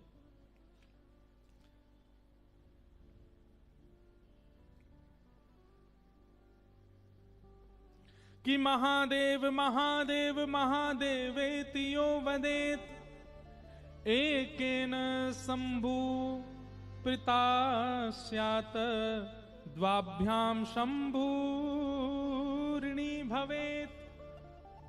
इतनी सुंदर बात है, बहुत ध्यान से सुनना। हमारे शास्त्र कह रहे हैं कि एक बार यदि महादेव के सामने जाकर के दोनों भुजा उठा करके कोई द्रवित हृदय से, कोई आर्त हृदय से एक बार कह दे महादेव, तो महादेव अपनी योग निद्रा से, अपने ध्यान से तुरंत नेत्र खोल करके उसको देखने लग जाते हैं, और तुरंत महादेव लग जाते हैं कि इसकी पीड़ा क्या है, उसको मैं निवृत्त कर दूं, उसको मैं निवारण कर दूं। एक बार महादेव का नाम कोई आर्त भाव से कह दे तो महादेव उसकी समस्याओं को हल करने में लग जाते हैं। लेकिन यदि कोई 3 बार महादेव कह दे, एक बार में जब महादेव ऐसे हो जाते हैं, तो 2 बार और जब वो महादेव कहता है तो महादेव सोचते हैं अब तो मेरे ऊपर ऋण आ गया, अब तो इसने मुझको ऋणी बना दिया है। महादेवेत यो वदेत एकेन शंभु प्रीतायस्य, एक बार से शंभु महादेव इतने प्रसन्न हो जाते हैं। द्वाभ्याम शंभु ऋणी भवेत, 2 बार में तो महादेव पे ऐसा लगता है उनको कि मुझ पर ऋण आ गया हो। और यहां 7 दिन 7 रात्रि बीत गई, महादेव को एक बार भी ऋण नहीं लगा अपने ऊपर। छोटे से नरसिंह मेहता, नेत्रों से अश्रुधार गिर रही है महादेव के ऊपर। मैंने एक बात बंधुओं अभी पिछली कथा में कही थी कि किशोरी जी वामा क्यों हैं। वामा का अर्थ होता है उल्टा, जो उल्टा चलता है, उल्टा सोचता है, उल्टा करता है, उसको वामा कहते हैं। और हमारी किशोरी जी ठाकुर जी के वाम भाग में बैठी हैं, वामा।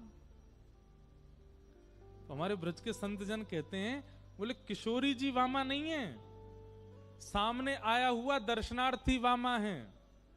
और उस दर्शनार्थी पर दायना जो बैठे हैं ठाकुर जी, दाहिने अंग पर बैठे हुए ठाकुर जी कहेंगे ये तो वाम आए, या मैं काय को देखूं, जन का खा के आयो, का पी के आयो, कितनो गलत करके आयो, सबरे उल्टे काम करके आयो।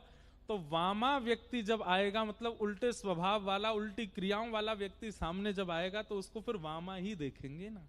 किशोरी जी निहारते, मुहे तो भरोसो है तेरो रे किशोरी राधे, साधन हीन दीन में राधे, साधन हीन दीन में राधे, तुम करुणामयी प्रेम अगाधे, तुम करुणामयी प्रेम अगाधे। हम लोग अपनी दर्शन में एक परिवर्तन करें। महादेव के मंदिर में गए, राधारमण जी गए, बिहारी जी गए, राधा वल्लभ जी गए, सीधे जाके श्याम सुंदर पर हमारी दृष्टि पड़ती है, बाद में हम किशोरी जी को देखते हैं। नहीं, पहले जाती किशोरी जी को देखो, चाहे वो गादी जी के रूप में, चाहे वो चूड़ामणि के रूप में है, चाहे वो केवल एक घूंघट, एक पल्लू के रूप में ही बैठी हैं वृंदावन में, पहले जाके उनको देखो। क्यों?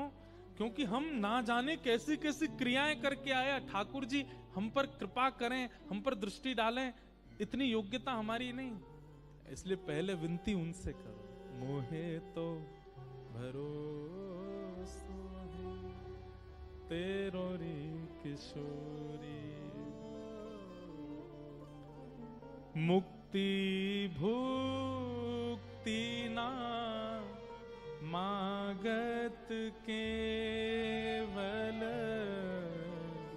मुक्ति भुक्ति ना मागत के। मुझे मुक्ति नहीं चाहिए, भुक्ति नहीं चाहिए, तो फिर अपनो जान संभालो किशोरी राधे,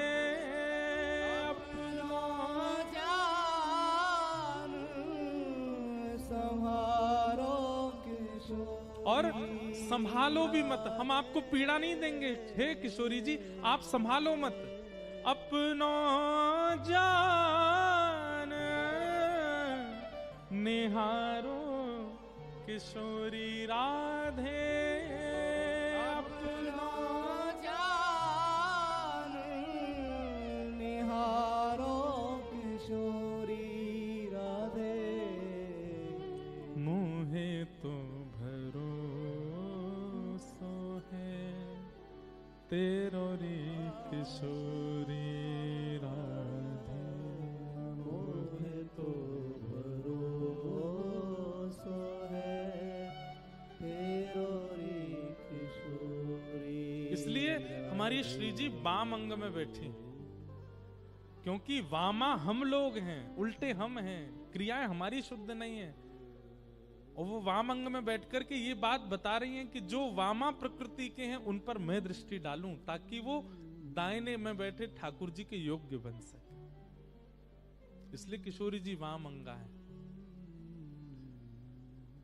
महादेव ने 7 दिन 7 रात्रि बीत गए, लेकिन नन्हे से बालक नरसी के अनशन पर कृपा नहीं हुई। और जब महादेव की कृपा नहीं हुई, तब पराम्बा जगदम्बा पार्वती जी व्याकुल हो गई नरसिंह मेहता को देख, और गई महादेव के पास। बोले, आप, पूरा विश्व आपको भोला भोला कहती है, भोले भंडारी, सहज कृपा करने वाले शिव,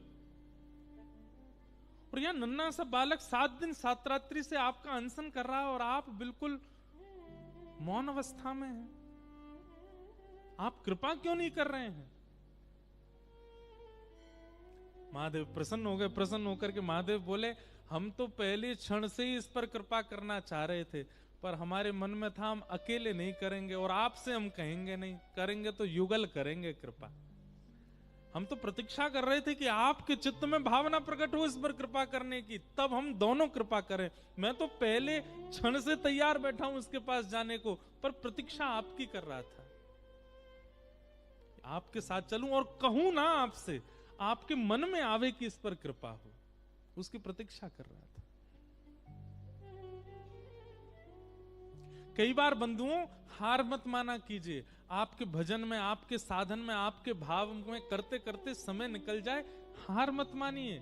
शायद भीतर कोई अंतरंग, कोई भाव, कोई प्रतीक्षा का कुछ क्रम चल रहा है और वो आपने पूर्ण नहीं होने दिया, उससे पहले आप पीछे मुड़ गए। इसलिए हार मत माना कीजिए, भजन में प्रतीक्षा किया कीजिए। प्रतीक्षा प्रेम में आवश्यक है। 7 दिन 7 रात्रि पूर्ण हुए और नरसिंह मेहता के प्रेमाश्रुओं से वह शिवलिंग गीला हो चुका है। और तभी देवादिदेव महादेव साक्षात पूरे विश्व के संहार कारक श्री आशीश्वर महादेव प्रकट हो गए और अकेले नहीं, साक्षात अपने साथ में परांबा जगदंबा गौरी को लेकर के प्रकट हुए। दोनों युगल प्रकट हो गए। बोलो देवादिदेव महादेव शंकर भगवान की। नमः पार्वती पतये हारा हारा महादेव। प्रकट हो गए। नरसिंह मेहता के नेत्रों पर मानो जैसे कोई सूर्य का प्रकाश पड़ता है ना, तो नेत्रों में एक ऐसा अनुभूति होने लगती है कि मानो कोई प्रकाश आगे से आ रहा हो, थोड़ा छुपाने लगे स्वयं को। ऐसा श्वेत प्रकाश नरसिंह मेहता के मुखमंडल पर आने लगा और तभी नेत्र खोल करके देखा, ध्याये नित्यम महेशम रजत गिरिनिभम, मानो जैसे चांदी का पर्वत प्रकट हो गया हो। चारु चंद्रावतमशम, चारु चंद्रमा, द्वितीया का चंद्रमा अपने मस्तिष्क पर धारण किया। रत्ना कल्पोज्वलांगम पयुष मृगवरा भीति हस्तम प्रसन्नम, प्रसन्न मुद्रा है। पद्मासीनम समन्ता, पद्मासन में बैठे हैं। स्तुतम अमर गणई, बड़े बड़े निर्मलात्मा शुद्धात्मा जिनकी स्तुति गा रहे हैं, ऐसे महादेव प्रकट हो गए। नरसिंह मेहता सामने बैठे हैं। बीते दिन 7 शिव धाम ते न जातवार, पर काहू तुच्छ द्वार सो ही सुध लेते हैं। ये प्रियादास जी कह रहे हैं भक्तमाल में। 7 दिन बीत गए लेकिन शिव जी ने उन पर कृपा नहीं की। तब पार्वती जी जाके शिव जी से कहती हैं कि अगर किसी तुच्छ के भी द्वार पर वो गिरा होता, वो भी कृपा करता, आप क्यों अनुग्रह नहीं कर रहे हैं? तब महादेव कृपा करके आए और प्रकट होते ही महादेव ने नरसिंह मेहता के अश्रु पहुंच करके तुरंत क्या बोले कि बोले बर मांग आज मांग वो न जानत हूं, तुम जोई प्यारो सोई देवो चित चेत है। जितने भी वैष्णव बैठे हैं बहुत ध्यान से सुनिएगा। महादेव ने थोड़ी पर हाथ रखा और नरसिंह मेहता से बोले, नरसिंह बोले बर मांगो, वरदान मांगो, क्या चाहिए, क्यों रोते? वरदान मांगो, मुझे क्या, मैं देना चाहता हूं तुम्हें। और नरसिंह मेहता क्या कह रहे हैं, आजू मांगे वो ना जानत हो। ये एक हर वैष्णव को, हर भक्त को, हर नाम जापक को ये बात याद कर लेनी चाहिए। ठाकुर जी कभी प्रकट है जाए, महादेव कभी प्रकट है ना, नारद जी कभी सामने आ जाएं, अरे आपके गुरुदेव प्रसन्न होकर के आपसे कहने लग जाएं कि कुछ मांगो, तो क्या कहना है, हमको मांगना नहीं आता, हम मांगना नहीं जानते। जैसे अबोध बालक है, कोई करोड़पति घर आ जाए, बालक से कहो जा बेटा थोड़ा प्रणाम कर, 2-4 हजार रुपया तो दे ही देगा। बालक जाके उसको प्रणाम करे, अरे बेटा क्या चाहिए, एक टॉफी दिला दो। वो करोड़पति से भी एक टॉफी ही मांगता है, क्योंकि अबोध है, अज्ञानी है। ऐसे अबोध अज्ञानी बन जाए करो, हमें तो कुछ पता ही ना है कहा चाहिए।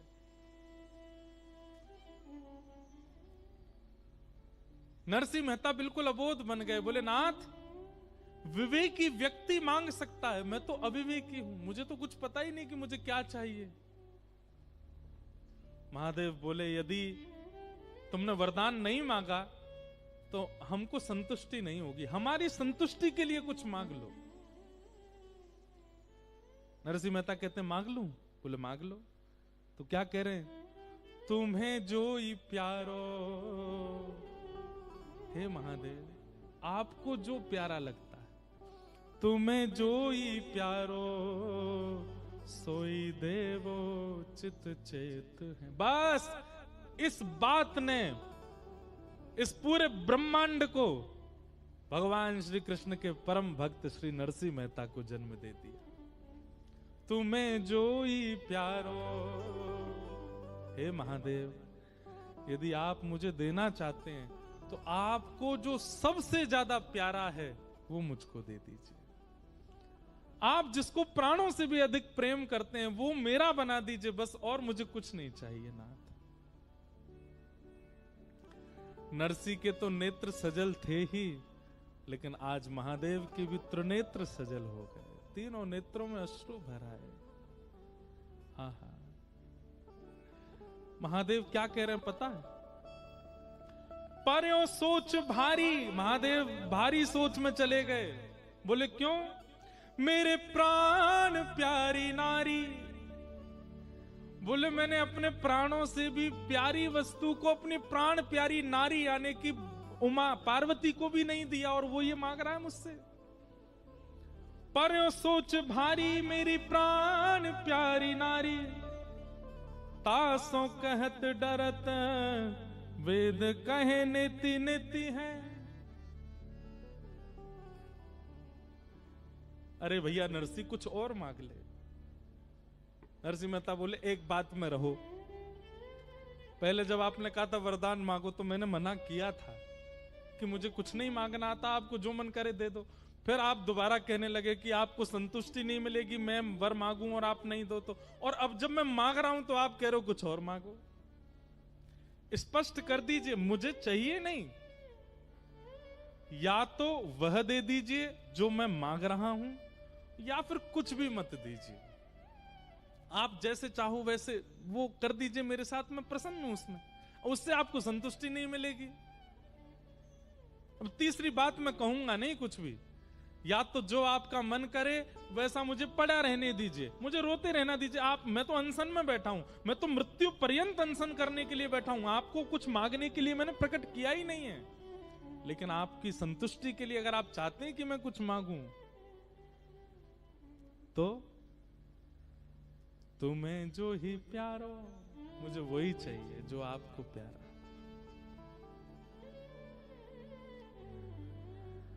महादेव बोले इनको भी नहीं दिया मैंने, और तुझे चाहिए?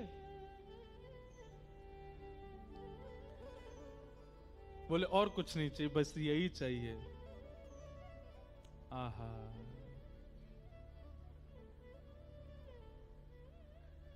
जो पे नहीं दे तो मेरो बोल वो अचेत हो। तो श्री प्रियादास जी कह रहे हैं, महादेव सोच रहे हैं अगर मैं नहीं दूंगा तो मेरा बोलना व्यर्थ हो जाएगा। जो पे नहीं देत मेरो बोली वो अचेत होत, दियो निज हेत तन आलिन को धारो है।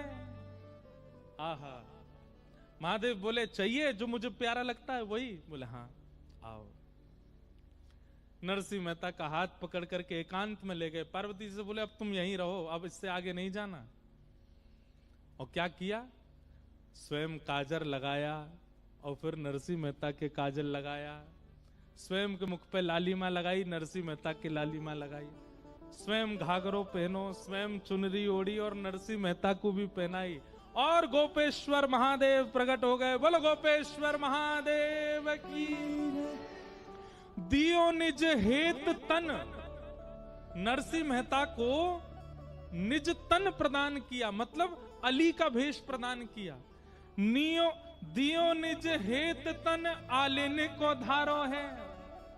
दोनों सखी बन गए, स्वयं गोपेश्वर बन गए और नरसिंह मेहता को गोपी बनाया। छोटे से नरसिंह मेहता को नेक्सी सी सखी बना दियो और हाथ पकड़ करके लायो वृंदावन रास मंडल जटित मणि।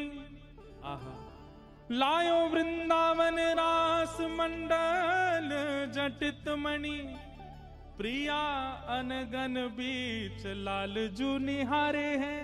बोलो रास रासेश्वर भगवान की जय। और अलिन को भेष धारण करके जैसे ही महादेव ने नरसिंह को हाथ पकड़ो है, गए नहीं वहां से, जूनागढ़ में ही वृंदावन स्वर्ण रंजित सुंदर सुंदर मणियों से मंडित वृंदावन वहीं प्रकट हो गया। सुंदर सुंदर सखियां नृत्य कर रही हैं, कोई गुलाब को इत्र फुहार रही हैं, कोई चवर डुरा रही हैं, ललता जी खड़ी हैं गान कर रही हैं, विशाखा जी वाद्य बजा रही हैं और सुंदर तुलसी के सिंहासन पर प्रिया जी गले में गलवैया डाले श्री लाल जी के साथ बैठी हैं और श्री नरसिंह मेहता जी को एक क्षण में दर्शन करा दिया, ले गए राजभूमि में। बोलो हरिहर मिलन महोत्सव की जय। हरिहर मिलन महोत्सव, या को मतलब एक सीधा तो ये है कि हरि और हर का मिलन, पर इसका एक असली अर्थ बताएं।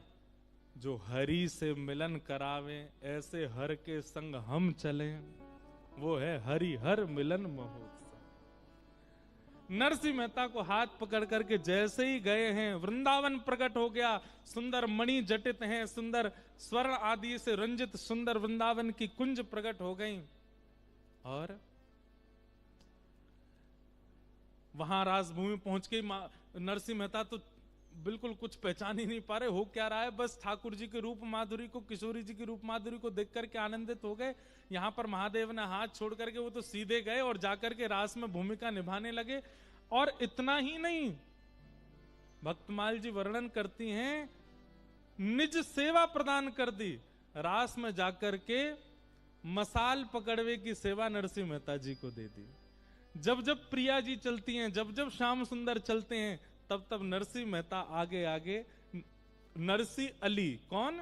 नरसिंह अली मसाल लेकर के चल रही, प्रकाश करते भाई। ऐसा सुंदर रास की भूमिका प्रकट हो गई। नरसिंह मेहता के तो नेत्र सजल हो रहे हैं, बार बार महादेव को देखते हैं, धन्यवाद ज्ञापन। महादेव कह रहे हैं बाद में करियो, अभी रास चल लो, रास में आनंद करो। हो बन नाचे नटनी को आली, नंद को किशोर। हो राधे जगत नचायो तेरी, बहू की मरोड़। बन नाचे नटनी को आली, नंद को किशोर। ऐसे नरसिंह भगत पर महादेव ने कृपा की और कृपा करके उनको वृंदावन वास दिलाया। अब कौन कहेगा हमसे, बताओ, हमसे प्रश्न करने आओ कि महादेव की आराधना से वृंदावन। अरे वृंदावन मिलता ही महादेव की कृपा से, प्रिया प्रियतम मिलते ही महादेव की कृपा से। यदि वे कृपा नहीं करते तो मीराबाई को, अभी मीरा चरित्र में भी हम सुनाएंगे कि महादेव ने ही अनुग्रह करके श्री मीराबाई को ठाकुर जी से मिलवाया। नरसिंह मेहता पर कृपा करके, अनुग्रह करके। अरे भैया, ये पूरे ब्रह्मांड के लिए निराकार ओंकार मूलम तुरीयम गिरा ज्ञान गोती तमीशम गिरीशम करालम महाकाल कालम कृपालम, पूरे विश्व के लिए महाकाल बन के बैठे हैं। पर ब्रज के उपासकन के लिए यही गोपी हैं, इन्हीं के चरण पकड़ो, यही लेके जाएंगे वृंदावन, यही दिलावेंगे वृंदावन। एक रास को पद गाओ, गा दें। एक और है ना दूसरा। रास में चल श्यामा प्यारी, बाट सब देखें ब्रज नारी।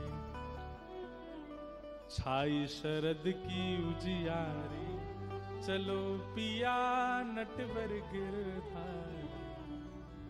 रास में जा रहे हैं, दोनों प्रिया प्रियतम आनंद कर रहे हैं। और पूरे ब्रजमंडल में रास चल रहा है और वही रास में एक नई सखी को प्रवेश भयो जाको नाम है नरसी अली। राधा नचे कृष्ण नचे नचे गोपीजन, राधा नचे कृष्ण नचे नाचे गोपीजन, क्योंकि मन मेरा बन गया सखी रे पावन वृंदावन, क्योंकि मन मेरा बन गया सखी रे पावन वृंदावन। ओ मन मेरा बन गया सखी रे पावन वृंदावन, ओ मन मेरा बन गया सखी रे पावन वृंदावन। भैया कितने ने ऐसा लग रहा है कि हम अमृतसर में नहीं हम वृंदावन में, हाथ ऊपर करो। तो सुनो, अब हाथ मत करो, पूरे ही खड़े है जाओ और दोनों भुजा उठा के ये गोपेश्वर महादेव हम सबन को लेकर के रास की भूमिका में आए हैं। भाव से गाओ सब लोग, राधा नचे कृष्ण नाचे नाचे गोपीजन, राधा नाचे कृष्ण नाचे नाचे गोपीजन, क्योंकि मन मेरा बन गया सखी रे पावन वृंदावन, क्योंकि मन मेरा बन गया सखी रे पावन वृंदावन। ओ मन मेरा बन गया सखी रे पावन वृंदावन, ओ मन मेरा बन गया सखी रे पावन वृंदावन।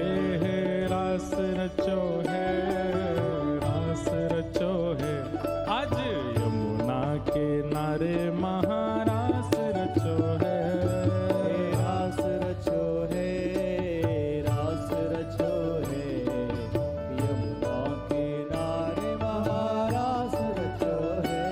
हे रास रचो है, रास रचो है, आज यमुना के नारे महारास रचो है, ओ रास रचो है, रास रचो है, यमुना किनारे बोल रास रासेश्वर भगवान की। जय हो।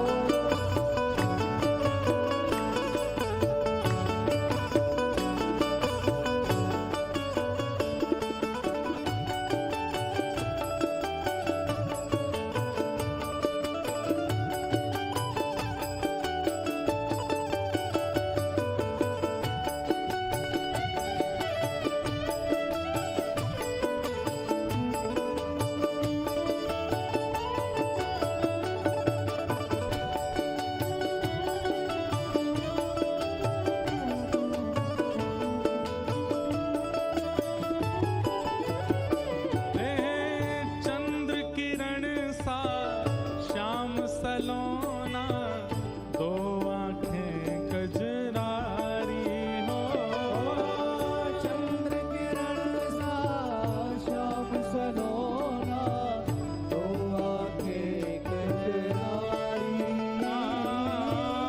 चंद्र किरण सा श्याम सलोना, दो आंखें कजरारी हो, चंद्र किरण सा श्याम सलोना, दो आंखें कजरारी। ठुमक ठुमक नाचे गोपियन के संग, जग का पालन हारी। ठुमक ठुमक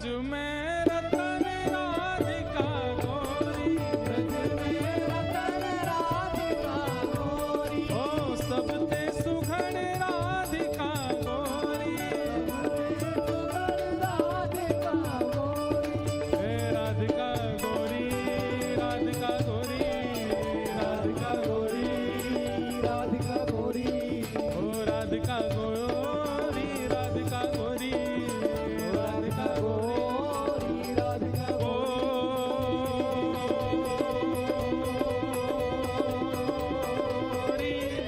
ब्रज में, आ ब्रज में, ओ ब्रज में रतन राधिका गोरी, रतन राधिका गोरी, सबते सुघड़ राधिका गोरी। सब में सुंदर राधिका बलरास बिहारी लाल की।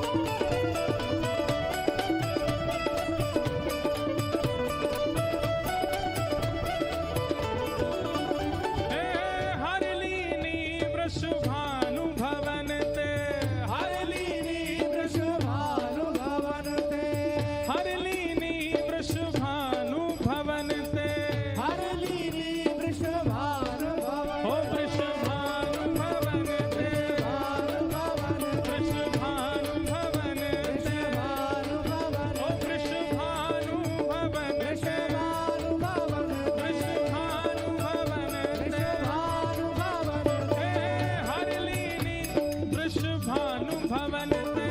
हरलीनी वृषभानु भवन ते, नंद सुवन की जोड़ी, नंद सुवन की जोड़ी, ओ नंद सुवन की जोड़ी, नंद सुवन की। पूजा उठा के हो ब्रज में जय हो। मैंने कि जोर आना चाहिए भैया। महादेव लेके रास में पहुंचे हैं, ने दिखाई तो दे कि हाँ सबरे गोपी बन गए। ओ ब्रज में, आ ब्रज में, ओ ब्रज में रतन राधिका गोरी, ब्रज में रतन राधिका गोरी, ब्रज में रतन राधिका गोरी, रतन राधिका गोरी, कृष्णदास प्रभु गिरधर नागर, कृष्णदास प्रभु गिरधर नागर, हे कृष्णदास प्रभु गिरधर नागर, कृष्णदास प्रभु गिरधर नागर, हे प्रभु गिरधर नागर, प्रभु गिरधर नागर, हे प्रभु नटवर नागर, प्रभु नटवर नागर, हे प्रभु गिरधर नागर,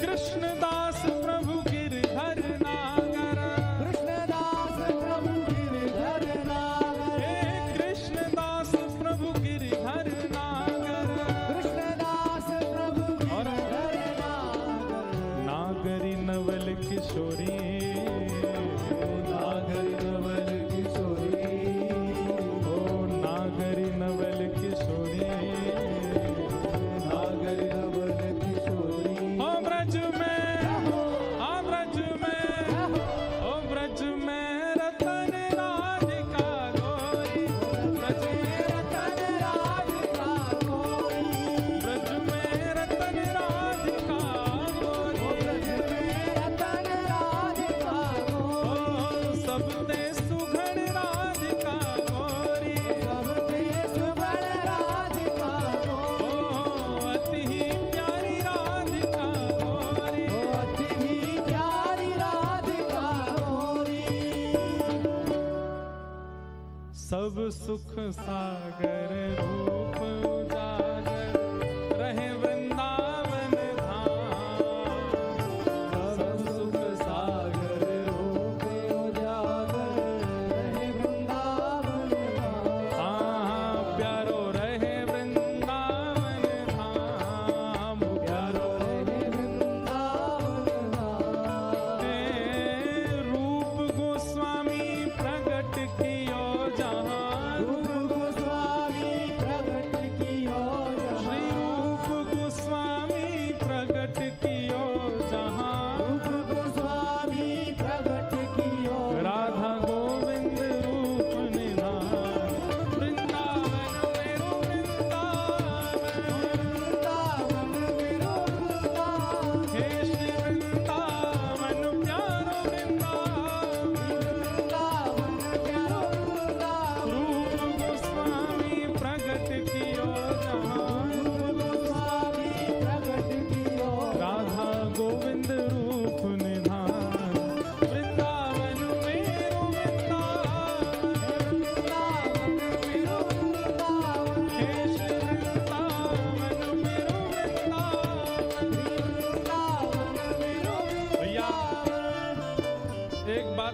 प्रसिद्ध है गई ये अमृतसर वाले ना तो दूध पी में ना मक्खन खा में।